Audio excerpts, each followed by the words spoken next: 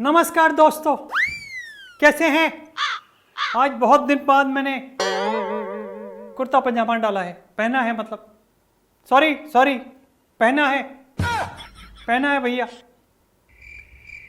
क्योंकि कल जब मैं 26 जनवरी की परेड देखने गया था तो मुझे लगा कि जिस हिसाब से वहाँ झांकियाँ आ रही थीं, अगले आने वाले सालों में एक झांकी कांग्रेस की भी होगी, जिसके अंदर मैं यूं करता दिखूंगा, मम्मी चश्मा नीचे करते दिखेंगी, जीजू ज़मीन पे खड़े दिखेंगे और दीदी जो है वो दादी के हेयर स्टाइल के अंदर बस यूं करती दिखेंगी। और वो जो झांकी होगी वो बहुत ही बढ़िया झांकी होगी भैया, मैं आपको बता रहा हूं, क्योंकि बिना झांके उसमें किसी को कुछ दिखेगा नहीं। और हम तो अब अंदर तक क्या आत्मा तक झांक चुके हैं, हमें घंटा कुछ नहीं दिख रहा है। मैं तो कभी कभी सोचता हूं कि हमारी पार्टी केवल और केवल टोपी वाले भाई साहब की पार्टी हो गई है, दाढ़ी वाले टोपी वाले भाई साहब, क्योंकि अगर वो ना हो तो हम तो कहीं के ना हो। तुम ही तुम हो तो क्या तुम हो, हम ही हम हैं तो क्या हम हैं, तुम ही तुम हो तो बस हम हैं। समझ रहे हो क्या गम है? देखा भैया, सत्ता आपको शायर भी बना देती है और आपको धीरे धीरे धीरे धीरे धीरे धीरे पिट पिट के शायरी भी आ जाती है। कल एक बड़ी अजीब घटना हुई। मैं घर से सूर्यवंशम पिक्चर देख के निकला था, आ रही थी किसी चैनल पे, जिसमें वो बच्चन साहब यूं वो ढका हुआ था कुछ, और वो बच्चन साहब दूसरे वालों को, बेटे को देखने जाते हैं और पूरा सुनते हैं वो के छैनी हथौड़ी वाला कुछ उसमें वो होता है कि अगर कोई मूर्त बनना है किसी को तो फिर वो छैनी हथौड़ी की मार उसको सहनी पड़ेगी। कितनी मार सहूं? मुझे लगता है मैं तो पहली बार छैनी के भट्ट पड़ी तो और मैं मूर्त वो पत्थर ही टूट गया, तो उसकी मूर्त का पिट्ठू भी नहीं बन सकते हैं वो जो पिट्ठू खेलते हैं बच्चे। मेरी तो खैर छोड़िए, मैं आपको उस कहानी पे ले जा रहा था कि वो जैसे बच्चन साहब उसमें वो ढक करके छुप करके देखने गए थे।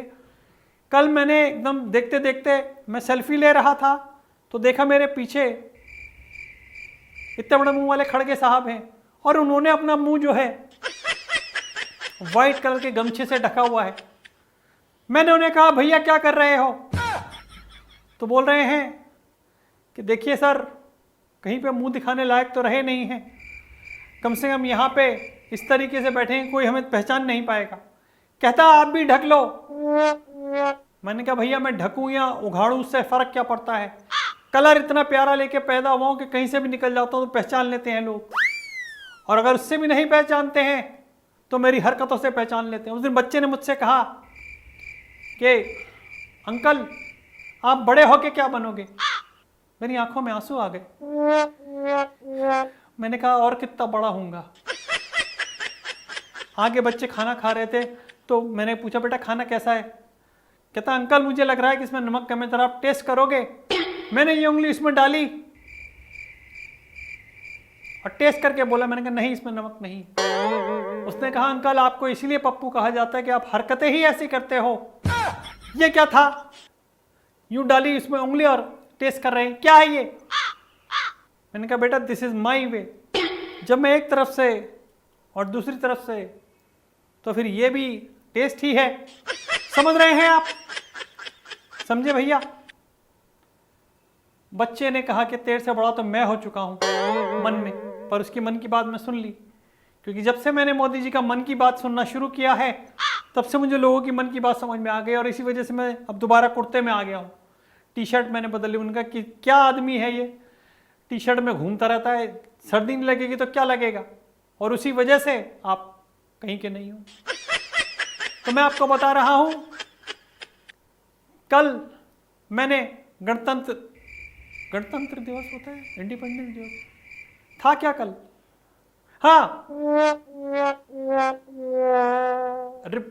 रिपब्लिक डे, हाँ रिपब्लिक डे, स्वतंत्रता दिवस है। ओ गणतंत्र दिवस, सॉरी माफ कर दीजिए, सॉरी।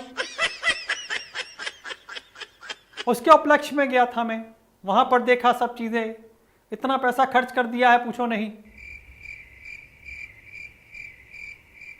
अगर खा ले मतलब खा लेते तो ज्यादा बेटर था। हमारे यहाँ देखिए, हम भी तभी तक चल पा रहे हैं कि हमारा पुराना पैसा काम आ रहा है, वरना अब तो हमारे पास कुछ भी नहीं है। आज जीजू जमीन जमीन चिल्लाते हैं, हमारे पास कुछ भी नहीं है। सब बेटा भले ही राजा का क्यों ना हो, कब तक बैठ करके खा सकता है। इसलिए मेरी आपसे गुजारिश है, एक बार मौका मुझे भी दीजिए कि मैं भी बाहर की अतिथि के साथ खड़ा होकर के कर्तव्य पथ पे अपना कर्तव्य का पालन करूं अपनी कांग्रेस पार्टी को लेकर के। मैं भी पीएम बनना चाहता हूं, आखिरी सपना है, अब आपको देखना है। मैं तो इतने सालों से देख ही रहा हूं। Wish me luck, thank you, bye bye and God bless. यार ये रेखा जी को रोकना जरा, ये दिल्ली की सीएम है ना, शायद दिल्ली में ही कुछ काम मिल जाए, रोकना उनको जरा, मैं बात करनी है। ओके, बाय बाय, टाटा, हो गया।